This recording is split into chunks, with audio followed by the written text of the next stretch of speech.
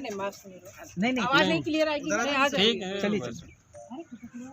मैं nursing union के अध्यक्ष HGPGI से सीमा शुक्ला जी बोल रही हूँ। मैं ये कहना चाहती हूँ कि हमारे जितने भी संविदा कर्मचारी हैं, चाहे वो अटेंडेंट हो, नर्सिंग स्टाफ हो, डाटा एंट्री ऑपरेटर हो, इन सब का जो है बहुत शोषण किया जा रहा है और दिल्ली एम्स के बराबर इनको पेमेंट नहीं दी जा रही है और इनसे काम बराबर कराया जा रहा है। कोविड के समय में इतनी आपदा में भी हमारे यहाँ इन लोगों ने खुल करके काम किया। जब तक कोविड चला तब तक इनकी तनख्वाह बराबर आती रही, लेकिन अब ठेकेदार क्या कर रहे हैं, क्या नहीं कर रहे हैं, इसके बारे में इन लोगों को नहीं बताया जाता है खुल करके। निदेशक महोदय जी से इस संबंध में कई बार वार्ता भी हुई है। परसों भी मेरी सर से बात हुई थी तो उन्होंने ये चीज़ कही थी कि अभी जेम पोर्टल में हम कर रहे हैं तो उसमें आगे दिक्कत नहीं आएगी।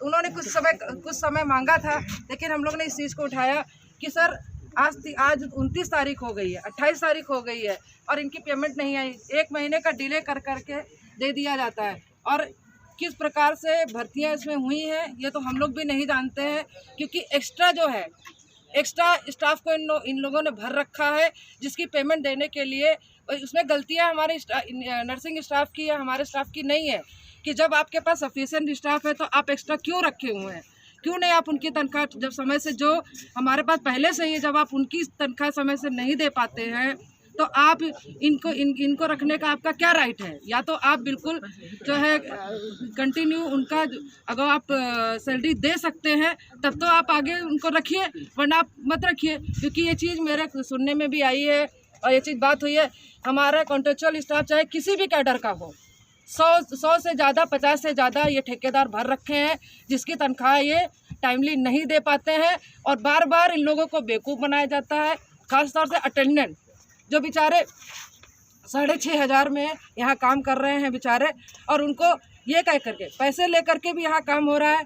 अभी मेरे ही एक जानने वाले हैं, मेरे पास विद प्रूफ के साथ मैं इस चीज़ को दे भी सकती हूँ कि ये चीज़ कही गई है कि आप आइए हमारे यहाँ जो है अपट्रॉन में हम आपकी भर्ती करेंगे और 17,000 आपकी तनख्वाह होगी। तो जिस बंदे से मेरी बात हुई, मैं उसका नाम अभी यहाँ नहीं लूँगी, जब मौका आएगा तो मैं उसको बोलूँगी। तो उसमें ये चीज़ गई है कि अटेंडिंग की पोस्ट पे जो मेरे रिलेटिव मेरे खुद के रिश्तेदार, मैंने उनसे कहा एक भी पैसा आप मत दीजिएगा, मैं इस मुद्दे को अपने निदेशक महोदय और CMS से इस चीज़ को हम डिस्कस करेंगे। अभी ये 2 दिन पहले की ही बात है, तो उन्होंने ये चीज़ कही है कि आप अभी इस चीज़ को क्लोज़ मत करिएगा। तो ये सब चीज़ें हमारे बैक में चल रही हैं, जिसकी वजह से जो है धांधलियाँ हो रही है और ठेकेदार इसमें खुद कमा रहे हैं और ठेकेदार खुलेआम शोषण कर रहे हैं। आने वाले की गलती नहीं है कि जो यार भाई बेरोजगारी है तो आदमी हर अच्छे इंस्टीट्यूट में जाना चाहेगा, काम करना चाहेगा, तो उसका मतलब ये नहीं है कि आप उसका जो है इस तरह शोषण करेंगे। कभी 1 महीने की तनख्वाह अप्रूव, और हमेशा 1 महीने की तनख्वाह लेट चलती है, कभी 10 लोग को दे दी जाती है, कभी 15 लोग को दे दी जाती है। जो भी एरियर बनता है वो भी बराबर नहीं बनता है, कभी किसी के में 500 कम होगा, किसी के में 1000 कम होगा। इतनी अराजकता फैले, इतना शोषण हो रहा है इनका। इसके खिलाफ मैंने 2017 में अपने ही नर्सिंग कैडर के लिए आउटसोर्सिंग के लिए मैं बैठी थी, हाई कोर्ट तक मेरी जमानत हुई, इसलिए कि कम से कम ये लोग आए, बेचारे बराबर काम कर रहे हैं, तो कम से कम सरकार भी इनके लिए सोचे, संस्थान भी इसके लिए सोचे। धन्यवाद।